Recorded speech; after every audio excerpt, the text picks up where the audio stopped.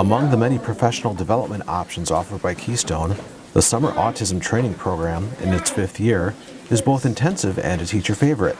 I took away a lot of skills and concepts and things I could apply to my room that has helped not just with the child that I have here with autism, but with all the rest of my students as well.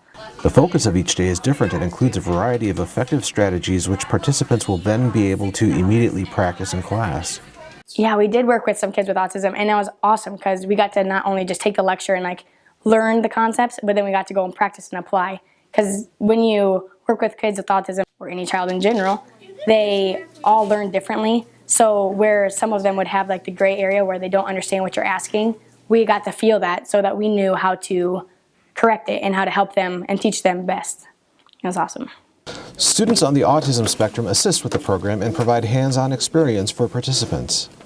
He is receiving so much. It's important for him to give back as well. I want him to contribute what he can, and if it's to help teach somebody, then, by all means, and it's good for him. I would say definitely come to the conference. It is a week and it's very intense, full of information, but that information is very key to teaching these kids. You may know some about autism, but we have experts at Keystone that know a lot more.